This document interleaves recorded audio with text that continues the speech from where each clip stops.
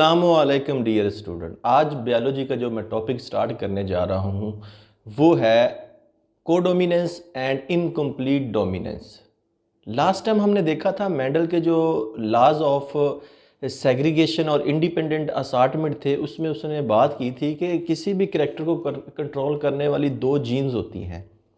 वो दो जीन्स जो होती है वो मिलकर किसी भी करैक्टर का अंदाज़े इजहार करती है। लेकिन यहाँ पे कुछ एक डिफरेंट सिचुएशन आपको देखने को मिलेगी, क्योंकि इसमें दो जीन के अलावा भी कोई जीन पार्टिसिपेट करेगी। तो आइए देखते हैं कि ये जो कोडोमिनेंस और इनकम्प्लीट डोमिनेंस है इनमें क्या फ़र्क है, और एक एक एग्जांपल की मदद से हम इसकी एक्सप्लेनेशन करेंगे। तो आइए चलते हैं। सबसे पहले मैं डिफाइन करूंगा कोडोमिनेंस को। Codominance is a situation where two different alleles of a gene pair express themselves completely instead of showing a dominant recessive relationship. As a result, the heterozygous organism shows a phenotype that is different from both homozygous parents. तो codominance से मुराद है कि एक ऐसी situation है, सूरत हाल है, जहाँ पे जो दो डिफरेंट अलील्स होते हैं किसी भी जीन पेयर के, वो अपने आप को मुकम्मल तौर पर अपना इजहार करते हैं, बजाय इसके कि एक डोमिनेंट और दूसरे रिसेसिव के ऊपर हो, और डोमिनेंट अपने आप को एक्सप्रेस करे और रिसेसिव अपने आप को जीन एक्सप्रेस ना करे। तो ये एक ऐसी सिचुएशन है जिसमें दोनों जीन आप देखेंगे मिलके किसी भी करैक्टर को कंट्रोल करेंगे। एज अ रिजल्ट, नतीजे के तौर पे जो हेट्रोजाइगस जानदार होगा उसकी जो फिनोटाइप होगी वो टोटली डिफरेंट होगी जिन पेरेंट्स के मिलने से नया जानदार या उसमें जो करैक्टर डेवलप हुई होगी वो करैक्टर जो होगा वो टोटली डिफरेंट होगा मिलने वाले जीन से। तो ये चलते हैं अब एक कोडोमिनेंस की आपको एक एग्जांपल देता हूं जिससे आपको इसका आइडिया बिल्कुल क्लियर हो जाएगा। सबसे पहले कोडोमिनेंस की एग्जांपल हमारे पास है ABO ब्लड सिस्टम। आपको पता है कि ABO ब्लड सिस्टम को कंट्रोल करने वाला जो जीन है वो है I। यहाँ पे आप देख सकते हैं, इसको हम कैपिटल लेटर I से रिप्रेजेंट करते हैं। अब अगर तो इसके ऊपर, इस अलील के ऊपर जीन लगा हुआ है ए, तो इसका मतलब होता है कि ये ब्लड ग्रुप ए है। अब आपने ब्लड ग्रुप सिस्टम पढ़ा होगा कि ब्लड ग्रुप को एंटीजीन कंट्रोल करते हैं। हमारे RBC जो रेड ब्लड सेल्स है, अगर उनके ऊपर एंटीजीन ए लगा है तो इसका मतलब है ब्लड ग्रुप ए है। अब इस एंटीजन को कौन कंट्रोल कर रहा है? ये अलील ए कंट्रोल कर रहा है।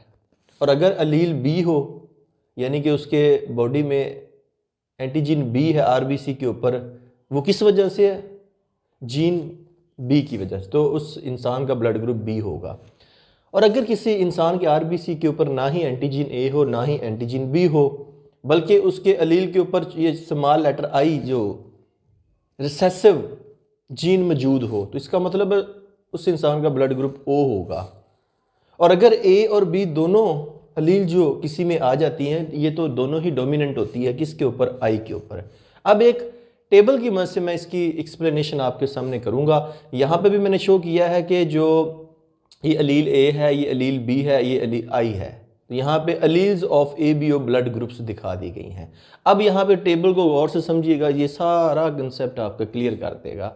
यहाँ पे ये जीनोटाइप लिखेंगे जानदार की, यहाँ पे एंटीजीन जो उसमें बनती है मौजूद है वो हम लिखेंगे, यहाँ पे उसकी फिनोटाइपिकली जो जानदार का ब्लड ग्रुप होगा वो शो होगा, और यहाँ पे हम रिलेशनशिप देखेंगे जो अलील्स इस ब्लड ग्रुप को बना रही हैं वो कौन सी हैं, उनके पीछे किस तरह के अलील्स हैं उस ब्लड ग्रुप के पीछे। तो सबसे पहले आप देखिएगा जीनोटाइप किसी जानदार की जो है उसमें दोनों अलील कैपिटल ए वाली होंगी, या एक अलील कैपिटल ए वाली और एक अलील रिसेसिव जीन यानी आई वाली होगी। तो इसमें डेफिनेटली ए जो है ये एंटीजीन बनेगी और उस इंसान का ब्लड ग्रुप ए होगा। अब यहाँ पे अगर आप देखें दोनों सिचुएशन में ये जो ए अलील है और ए आई है, इसमें ए जो है वो ए इज़ डोमिनेंट ओवर आई यानी कि अलील। तो इस हवाले से ए इज़ डोमिनेंट ओवर आई, ये इनमें रिलेशनशिप होगा। इसी तरह ब्लड ग्रुप जिस इंसान का बी होता है, इसका मतलब है उसके रेड ब्लड सेल के ऊपर एंटीजन बी मौजूद होती है और इसको कंट्रोल करने वाला जो जीन का पेयर है वो अलील बी की फॉर्म में होगा, या एक बी और एक रिसेसिव यानी आई अलील की वजह से होगा। तो इस सूरत में उस इंसान में एंटीजन बी बनेगी, ब्लड ग्रुप बी होगा। अब अगर हम रिलेशनशिप देखें अलील का, तो देखेंगे आप जो अलील बी है डेट इज़ डोमिनेंट ओवर अलील आई, तो यहाँ पे ब्लड ग्रुप बी बनेगा। इसी तरह हम देखते हैं कि एंटीजन, अगर जीनोटाइप देखें एक ऐसे इंसान की जिसमें ना एंटीजन ए है ना एंटीजन बी है, नो एंटीजन, तो उसका ब्लड ग्रुप बेसिकली ओ होता है। अब ओ को कंट्रोल करने वाली जो जीनोटाइप अगर हम देखते हैं तो उसमें दोनों रिसेसिव अलील हैं, यानी आई। तो जब भी आई जीनोटाइप होगी तो ब्लड ग्रुप ओ होगा, जिसका मतलब है कि no antigen on RBC. Allele I is recessive, so that's why the blood group of that person will be O blood group. इसी तरह अगर हम देखते हैं जीनोटाइप ए और बी, अगर दोनों अलील मौजूद हैं, दोनों जीन मौजूद है, ए वाला एक और एक बी वाला, तो इसका मतलब है कि उस इंसान के आरबीसी के ऊपर एंटीजन ए भी है और बी भी है, जिससे उस इंसान का ब्लड ग्रुप ए बी बनेगा। अब यहाँ पे देखें तो कुछ डिफरेंट सिचुएशन है, ए बी अलील मौजूद है, बी भी है, तो यहाँ पे जो रिलेशनशिप होगा अलील का कि allele A and B are dominant, sorry को डोमिनेंट, यानी कि दोनों ही पार्टिसिपेट कर रही हैं ब्लड ग्रुप की फॉर्मेशन में। इसी वजह से इस इंसान का ब्लड ग्रुप ए भी होगा, क्योंकि इसमें ए और बी दोनों अलील पार्टिसिपेट कर रही हैं, लिहाजा ये को डोमिनेंट होगा, यानी कि को डोमिनेंस की एग्जांपल यहाँ पे आपको बिल्कुल क्लियर हो जाती है। तो ये जो A B O blood system है ये को डोमिनेंस को शो करता है। इसी तरह अब हम देखते हैं इनकम्प्लीट डोमिनेंस, ये क्या है, सबसे पहले इसको डिफाइन करते हैं। Incomplete dominance is the situation where in heterozygous phenotype both the alleles express as a blend mixture and neither allele is dominant over the other. As a result of this blending an intermediate phenotype is expressed.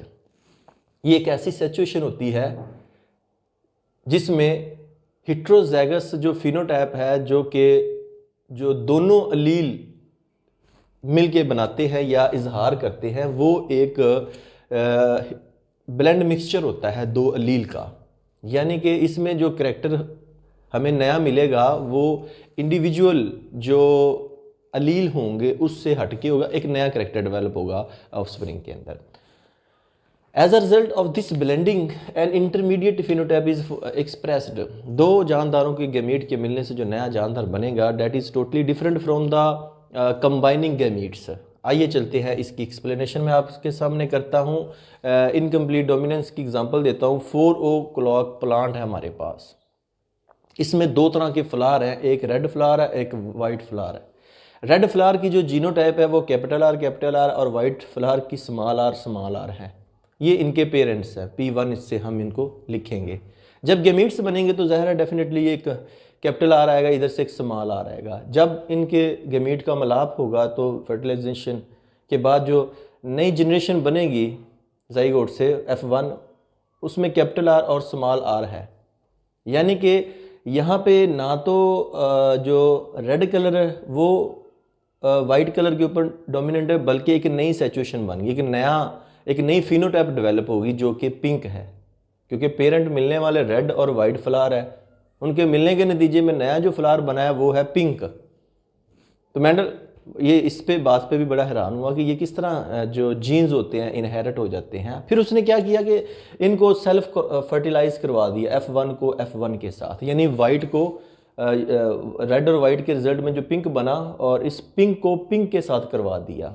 उससे उसने gametes बनाए G2 और उनके मिलाप से F2 यानी second generation हासिल की। तो उसमें पता चला कि एक रेड है, दो पिंक हैं और एक वाइट है। तो यहाँ पे अगर हम देखें कि ये एक ऐसी सिचुएशन है इनकम्प्लीट डोमिनेंस जिसमें जो हेट्रोजाइगस फिनोटाइप होती है दोनों अलील्स की, वो अपने आप को एक ब्लेंड मिक्सचर की फॉर्म में एक्सप्रेस करती है और दोनों अलील में से कोई भी एक दूसरे के ऊपर डोमिनेट नहीं होता, जिसके नतीजे में एक जो नई फिनोटाइप बनती है वो इंटरमीडिएट होती है मिलने वाली जीन या अलील से। तो उम्मीद करूंगा कि ये आपके सामने जो को डोमिनेंस और इनकम्प्लीट डोमिनेंस का एक लेक्चर शॉर्टकट जो मैंने विद एग्जांपल पेश किया है, आपको इसकी अंडरस्टैंडिंग हो चुकी होगी। अगर फिर भी आपके जहन में कोई क्वेश्चन हो तो इस वीडियो के नीचे कमेंट बॉक्स में अपना क्वेश्चन ज़रूर पुट कीजिएगा। और अगर ये वीडियो आपको पसंद आई है तो इसे लाइक करके अपने दोस्तों के साथ ज़रूर शेयर कीजिएगा। और अगर आप चाहते हैं कि डेली बेस पे मैं इस तरह की वीडियो रिसीव हों तो इस चैनल को सब्सक्राइब करके साथ बेल आइकन का बटन ज़रूर दबाइएगा। और अगर आप चाहते हैं कि हमें सबका केमिस्ट्री, फिजिक्स, बायोलॉजी के वीडियो लेक्चर, प्रैक्टिकल की वीडियोज़ रिसीव हो तो इस चैनल की प्लेलिस्ट में जाके आप सब्जेक्ट का इंतखाब करके वहाँ से वीडियो को देख सकते हैं। तो नेक्स्ट वीडियो तक आपसे इजाज़त चाहूँगा। अपना बहुत ज़्यादा ख्याल रखिएगा। अल्लाह हाफ़िज़।